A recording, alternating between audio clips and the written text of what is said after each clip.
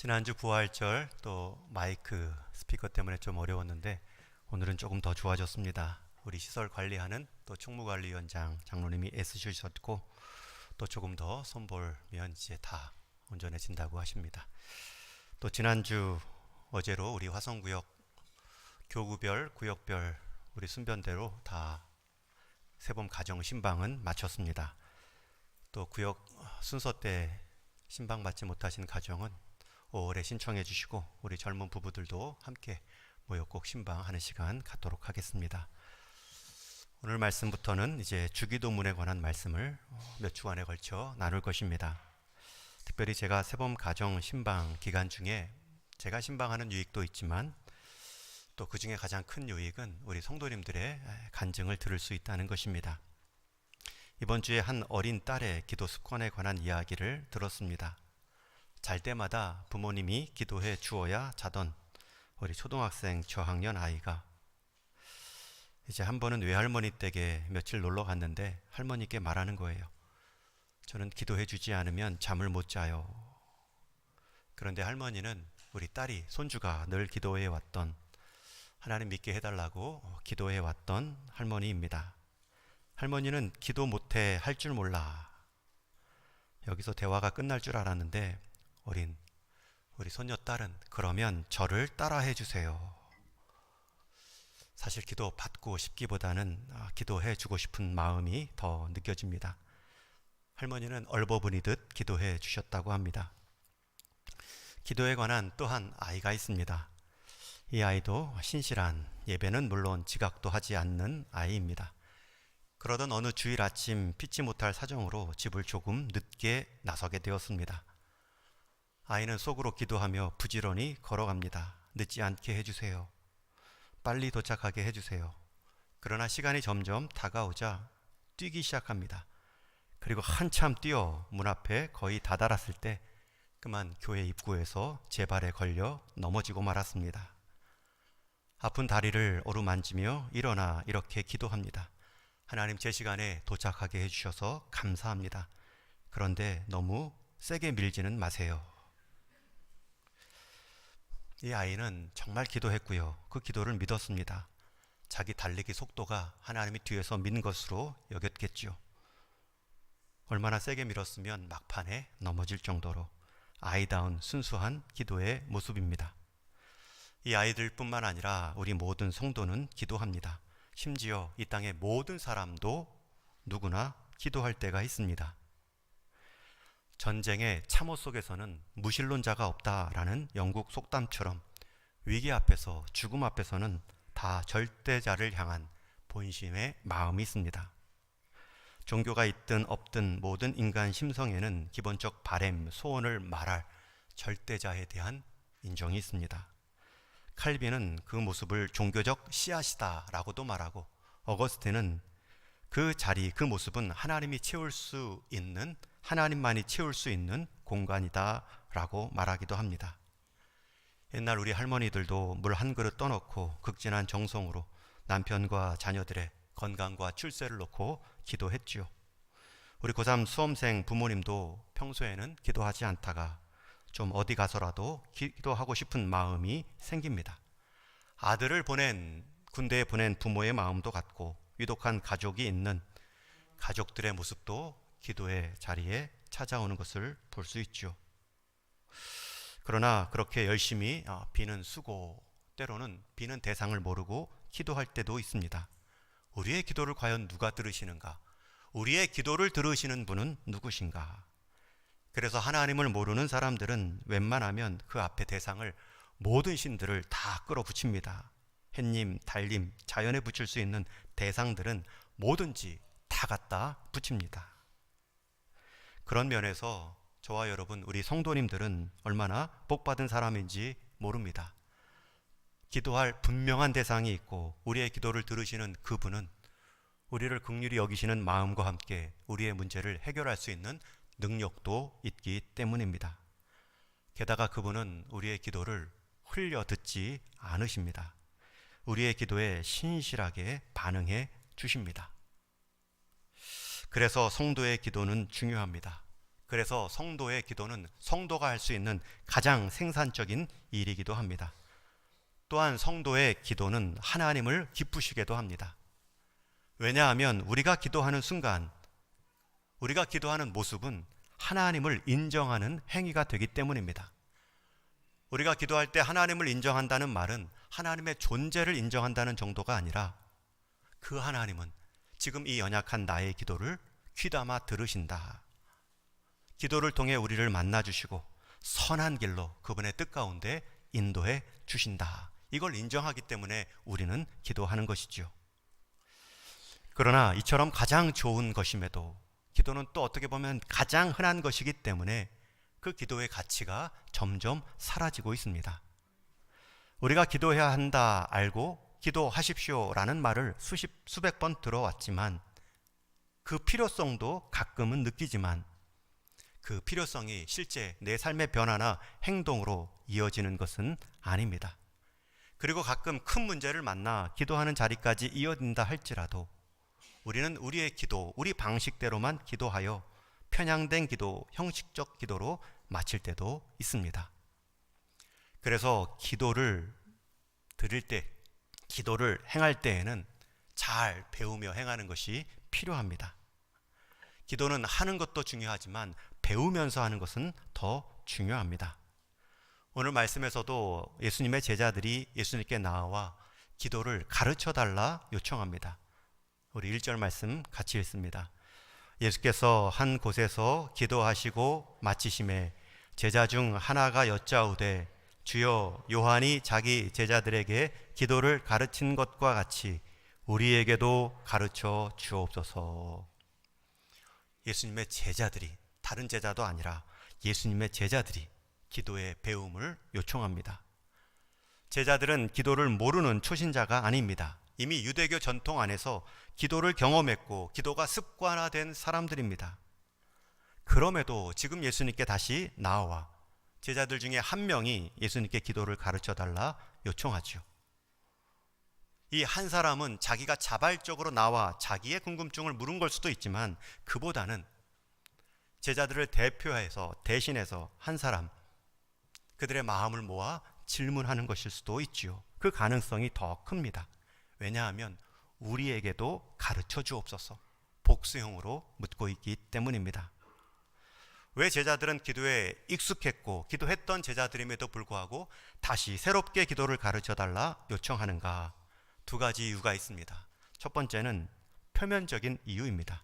오늘 말씀해 보면 요한이 자기 제자들에게 기도를 가르친 것과 같이, 여기서 요한은 예수님께 세례를 행한 세례 요한입니다. 당시 가장 주목받던 선지자입니다. 그러니 그를 따르는 수많은 사람들이 있고요. 그 따르던 수많은 사람들을 하나의 공동체로 이루며 세례 요한은 기도문을 가르쳐 주었습니다. 당시에는 세례 요한뿐만 아니라 랍비나 영적 큰 스승이 있으면 따르는 자들을 향하여 우리의 공동체는 이런 특성이 있습니다. 이런 기도를 드립니다. 라는 자기만의 기도 공동체를 위한 기도문이 있었습니다. 그러니 예수님의 제자도 우리도 예수님 따르는데 예수님도 우리에게 기도문 가르쳐 주셔서 우리만의 특별한 공동체의 특성을 가져야 되지 않겠습니까? 우리에게도 기도를 가르쳐 주옵소서. 이게 첫 번째 이유입니다. 표면적으로는 세례 요한을 언급하며 기도의 가르침을 요청하고 있지만 두 번째, 그 이면에는 기도에 대한 갈망이 있습니다. 제자들이 예수님의 기도 모습을 보며 기도에 대한 새로운 일깨움을 받고 있습니다. 자기들이 행한 기도와는 좀 다른 것을 느끼지요. 그러니 그 기도를 가르쳐달라 요청한 때가 언제입니까? 1절 말씀에 보면 예수께서 한 곳에서 기도하시고 마치심에, 예수님이 한 곳에서 기도를 다 마치신 후에 그 기도하는 모습을 다 지켜본 제자 중 하나가 나와 요청한 것입니다.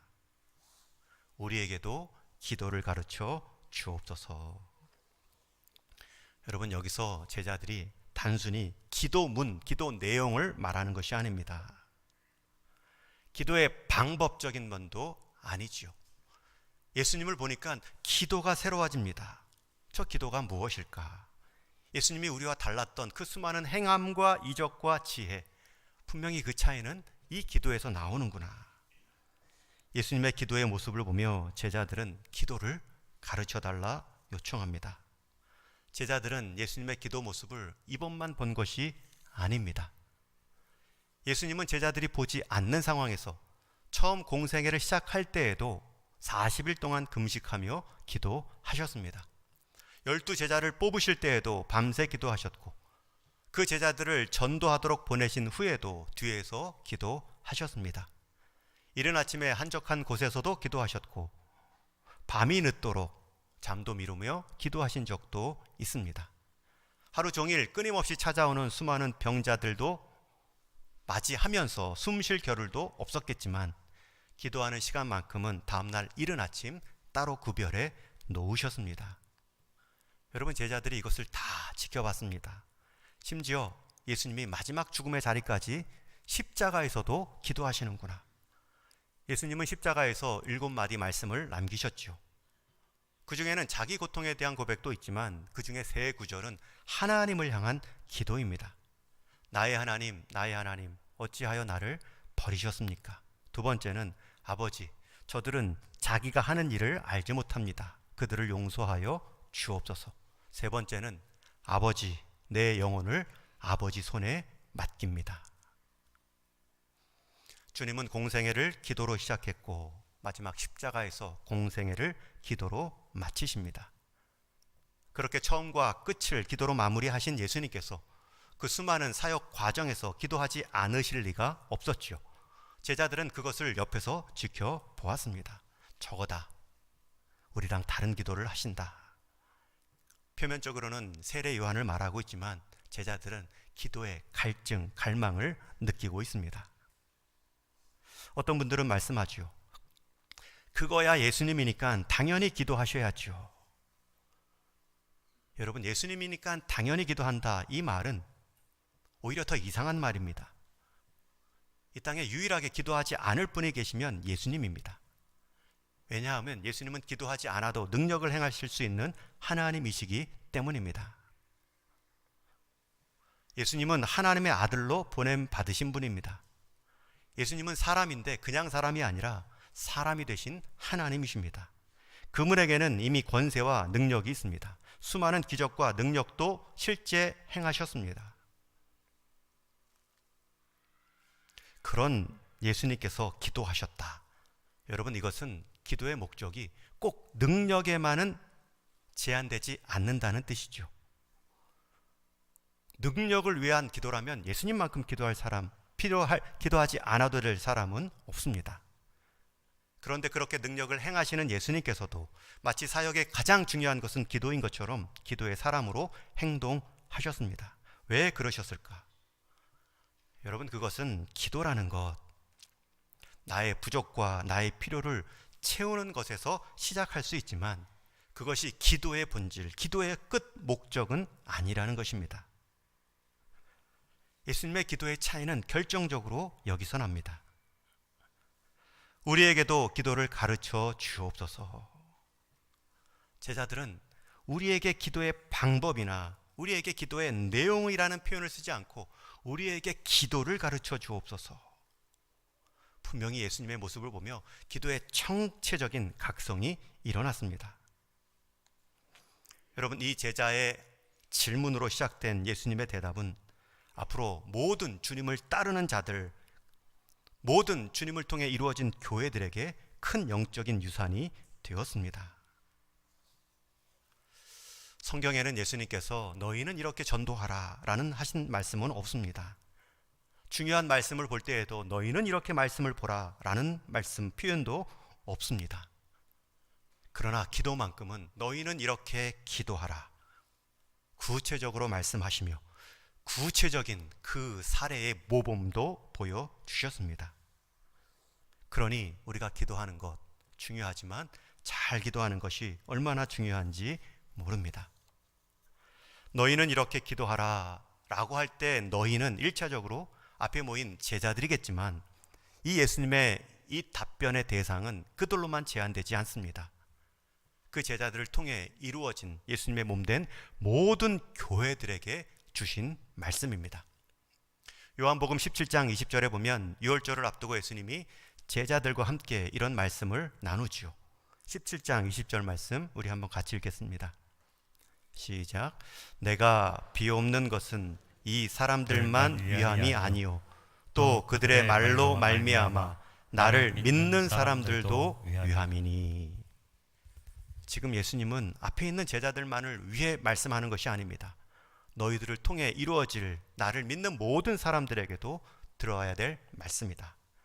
마찬가지로 이 예수님의 기도에 대한 가르침 역시 제자들로 시작되지만 제자들로만 끝나지 않는 우리를 향한 말씀입니다. 그 처음 오늘 주기도문에 대한 서론격으로 기도란 무엇인가 다시 제가 점검하며 강조하고 있습니다. 여러분, 기도란 우리의 바램을 아뢰는 것 그 이상입니다. 특별히 능력 있는 예수님께서도 기도의 모범을 보이셨다는 것, 그것은 능력을 얻는 것 이상의 어떤 기도의 목적이 있다는 뜻입니다. 그러면 기도의 본질은 무엇인가? 우리는 그것을 예수님이 가르쳐 주신 주기도문의 첫 단어로 알 수 있습니다. 하늘에 계신 우리 아버지요. 헬라어에는 이 아버지라는 첫 단어가 첫 단어이죠. 여러분, 예수님은 기도를 관계성으로 말씀해 주고 있습니다. 여러분, 기도는 하나님 앞에 내가 누구인지를 깨닫는 행위입니다. 우리는 기도하는 순간, 하나님을 아버지로 부르는 순간 그 관계성을 확인합니다. 여러분, 기도는 이 하나님과의 관계성의 확인입니다. 이것만 확인되고 믿어지면 나머지 우리의 필요는 문제도 아니지요. 하나님과 나와의 관계성, 영적인 사귐, 그것이 기도의 목적입니다. 우리는 기도에 대한 새로운 인식이 필요합니다. 초신자일 경우에는, 하나님을 모를 때에는 기도를 통해 얻는 것, 요청만 할 수도 있습니다. 그러나 우리 성도들은 이제 우리의 기도를 들으시는 그 하나님을 알고 그 하나님을 아버지로 부를 수 있는 담대한 믿음이 있습니다. 그렇다면 그 아버지가 우리의 아버지 되어 주셨기에 이제 우리의 기도의 목적도 넓어져야 되죠. 물론 기도는 우리의 필요를 구하는, 채움받는 간구의 역할도 있습니다. 오늘 말씀에서도 누가복음에 보면 일용할 양식을 주시옵고 우리의 필요를 구하라 가르쳐 주시지요. 그러나 기도는 간구이지만 간구가 기도의 전부는 아닙니다. 기도를 내가 하나님께 나의 필요를 아뢰는 것으로 시작될 수 있지만 기도의 끝은 하나님의 뜻을 내 인생 가운데 결심하는 것으로 끝이 납니다. 기도는 하나님을 조종하는 리모컨이 아니죠. 어떤 분들은 기도를 택배처럼도 여깁니다. 내가 필요한 대로 주문하면 하나님은 그 즉시 상품을 배달하셔야 됩니다. 그런 효과도 있지만 그것은 기도를 부분적으로 경험한 것입니다. 기도란 하나님과의 사귐입니다. 하나님 안에서 내가 어떤 존재인지를 알면, 그리고 그 하나님이 나의 아버지 되신다면 그 이후의 관계는 자연스럽게 정리됩니다. 여러분, 사귐이란 지속적인 관계입니다. 사귐이란 지속적인 반복의 일입니다. 한두 번 만난 사람, 버스 안에서, 극장 안에서 만난 사람과 함께 우리는 사귀었다라고 말하지 않죠. 지속적이며 또 사귐이란 주고받는 인격적인 관계를 포함합니다. 두 사람이 서로 사귀다 보면 말할 때가 있고 그 관계와 신뢰성 안에서 무언가를 부탁할 때도 있고 때로는 오해 속에 싸울 때도 있고 때로는 오해가 풀려 말없이 다시 손 잡을 때도 있습니다. 그 모든 것이 사귐의 과정입니다. 그렇게 사귀는 동안 두 사람은 서로 더 깊이 알게 되고 이해하게 되며 마음을 모아 서로 닮아가기까지 하지요. 사람 관계에 있어서 가장 친밀한 진실한 사귐은 부부라고 하는데 그 부부가 사귐의 관계를 풍성히 누리면 사람의 마음, 뜻만 하나 되는 것이 아니라 부부가 얼굴 생김새까지 닮아진다라는 말도 있습니다. 여러분, 그것이 기도의 목적입니다. 우리는 기도를 통해 하나님과 사귀는 것입니다. 하나님을 닮아가는 것입니다. 하나님의 마음을 품으며 처음에는 내 뜻으로 하나님을 설득했지만 기도의 마지막 순간에는 하나님의 뜻으로 내가 감화되어 내 삶의 자리를 하나님의 마음으로 살아가는 것, 그것이 가장 기도의 큰 유익이죠. 우리의 기도가 짧아지는 것은 필요만을 아뢰기 때문입니다. 어제도 똑같은 필요, 내일도 똑같은 필요. 그러니 결국 맨 마지막에 가서는 하나님 어제 얘기한 것 그대로입니다. 기도가 점점 짧아집니다. 그러나 사귐의 기도라면 기도가 길어집니다. 내가 하나님께 설득하기도 하지만 하나님의 뜻을 내가 묵상하고 내가 하나님의 뜻으로 내 마음을 주장하기 때문입니다. 예수님의 기도가 땀방울이 핏방울이 될처럼 밤새 기도하신 이유는 필요를 간구하는 기도가 아니죠. 예수님의 필요를 간구하는 기도는 이 잔을 내게서 옮겨 주옵소서, 그러면 끝이 났습니다. 그런데 하나님의 뜻은, 하나님의 마음은 예수님이 십자가를 지고 우리를 위해 대신 죽는 것입니다. 그 뜻을 받아내고자 예수님의 기도가 길어지죠. 우리의 기도 역시 사귐의 기도라면 이런 마음, 이런 기도가 필요합니다. 하나님, 오늘 이런 일이 있었습니다. 주님, 제게 이런 마음이 들었습니다. 내가 이 사람 앞에서 어떤 태도를 가져야 할까요? 제가 이런 싫은 행동을 어떻게 그만할 수 있을까요? 제 마음은 솔직히 이런데 하나님의 마음은 무엇입니까? 대화하듯 묻고 답하며 요청하고 듣는 것입니다. 그럴 때 주님의 마음이 우리 마음 가운데 스며들지요. 우리의 인간적 필요가 이미 다 사라지고 해결된 것도 경험할 때가 있습니다. 여러분, 예수님도 사람의 몸을 입고 오셨기에 배고팠고, 안 드시면 배고팠고, 안 주무시면 졸리셨습니다. 그러니 그 배 위에서, 고물 위에서 풍랑이 불었는데도 모르고 주무셨죠. 인간적인 몸을 입고 오신 예수님께서 얼마나 이 몸에 대한 유혹이 많았습니까? 사단도 그것을 정확히 알고 돌을 떡으로 만들어 먹으라, 40일 금식 기도한 예수님께 찾아와 유혹합니다. 나에게 한 번만 절하면 내가 세상 권세 줄 수 있는 것 다 얻게 해주겠다. 여러분, 지금 사단이 예수님을 유혹하는 거예요. 그런데 어떻게 유혹합니까? 기도해. 기도해도 괜찮아. 그러나 너의 필요만을 위해서 기도해. 기도하되 하나님의 뜻 이루지 말고 내 필요에 충실한 기도만 해. 그때 주님이 기록된 말씀을 가지고 응답하시죠. 사람이 떡으로만 살 것이 아니요 하나님의 입에서 나오는 모든 말씀으로 사는 것이라. 그 기도, 공생애의 그 마음이 마지막 십자가에서까지 이어지죠. 아버지, 할만하시거든 이 잔을 내게서 옮기시옵소서. 예수님의 인간적인 솔직한 바람입니다. 그러나 그 기도는 그렇게 끝나지 않지요. 내 원대로 마옵시고 아버지의 원대로 이루어 주옵소서.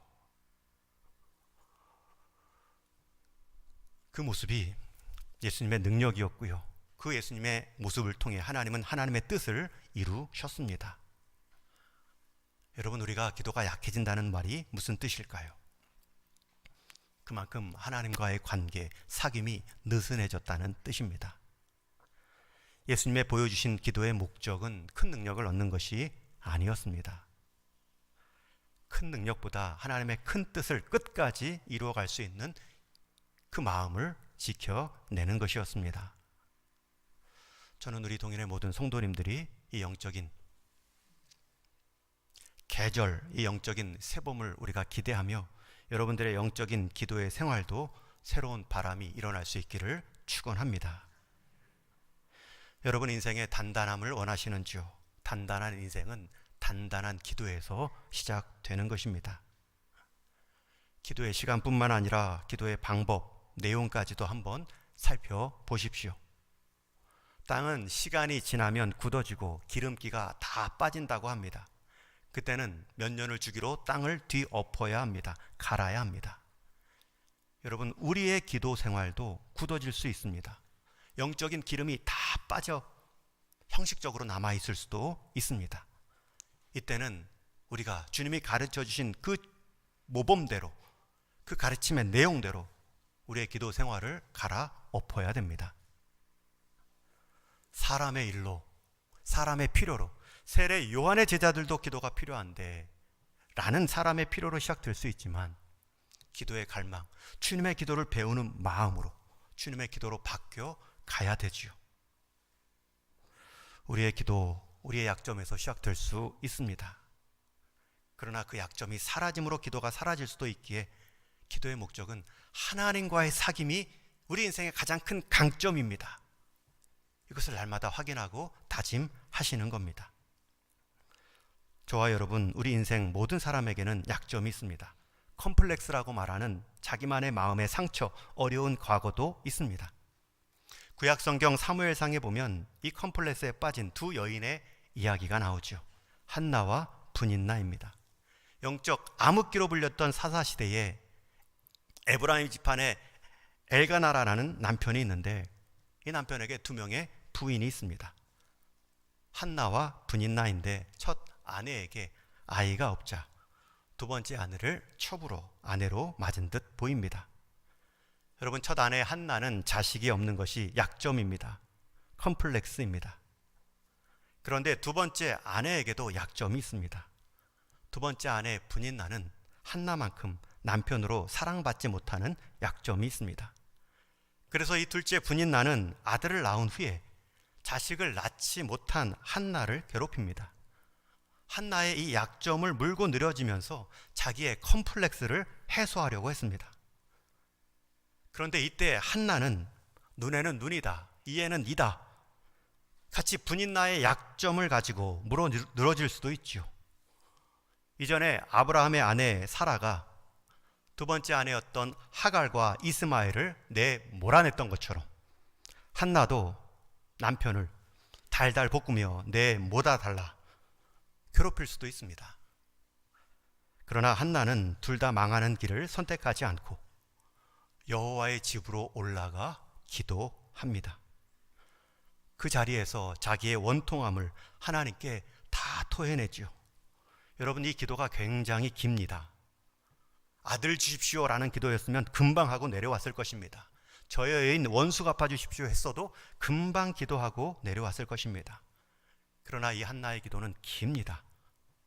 엘리 제사장이 마치 술 취한 것처럼 여길 정도로 자신의 원통함을 길게 대화하듯 하나님과 사귀듯 다 토해내죠.